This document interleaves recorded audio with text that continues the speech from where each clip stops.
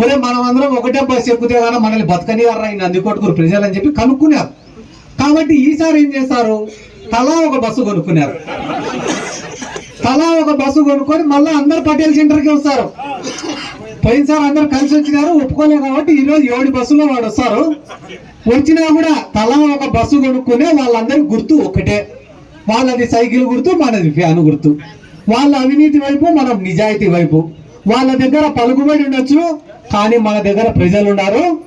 జగన్మోహన్ రెడ్డి గారు చేసిన మంచి ఉంది. ఇది ప్రతి గ్రామం కూడా తిరిగి నేను చెప్తా. ఎందుకంటే ఎంత మంచి చేసినా కూడా ప్రజలకు చెప్పుకోవాల్సిన బాధ్యత మన పైన ఉంటుంది. తెలుగుదేశం వాళ్ళు తప్పుడు ప్రచారాలు చేయడం తప్ప ఏమీ కూడా చేయలేరు. నిన్ననే ఒక అధికారిని కలిసిన, పాపం ఆయన వల్ల 30 సంవత్సరాలు ఆయన జీవితంలో చాలా నిజాయితీగా బతికినాడు. ఎంత నిజాయితీగా బతికినాడంటే 1 రూపాయి లంచం తీసుకోలే. ఎంతమంది ఆఫీస్కి వచ్చి సాయం చేయమని అడిగినా కూడా నిజాయితీగా పనిచేశాడు. ఆయన చివరి రోజుల్లో ఇంకొక నెల రోజులు ఉంటే రిటైర్మెంట్ అయిపోతాడనగా ఒక ఆడామె పని కావాలని పోయింది. సార్ నాకు ఈ పని చేయంటే, అమ్మ రూల్ ప్రకారం ఈ పని కుదరదమ్మా అంటే, నాకే పని చేయవా నువ్వు అంటే, అమ్మ చెయ్యలేనమ్మా నాకు ఆ శక్తి ఉంటే ఎందుకు చేయను నేను అంటే, వెంటనే బయట కొంచెం బట్టలు చింపుకొని పరిగెత్తుకుంటా బయటికి పోయి కేసు పెట్టింది ఆయన పైన. పాపం 40 ఏళ్ళు ఆయన నిజాయితీగా బతికినాడు. ఒక్కరోజు జరిగిన అవమానానికి ఆయన ఆత్మహత్య చేసుకొని చచ్చిపోయినాడు. అంటే ఆయన చేసే తప్పు కూడా లేదు, కేవలం ఒక ఆమె స్వార్థం కోసము చేసిన ఒక తప్పుడు ప్రచారం వల్ల ఒక మనిషి చచ్చిపోయినాడు.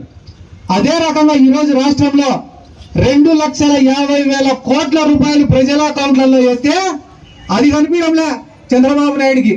ఆయనకి ఏం కావాలంట, ఆయన ముఖ్యమంత్రి కావాలంట, ఆయన కొడుకు మంత్రి కావాలంట, ఆయనకి ఇంకొక కొడుకున్నాడు పవన్ కళ్యాణ్ అని, ఇంకొక కొడుకున్నాడు, ఆయన ఎమ్మెల్యే కావాలంట. దానికోసం వాళ్ళని ఎదుర్కొనే చేత కాక పురంధేశ్వరిని బీజేపీలో పంపించినారు.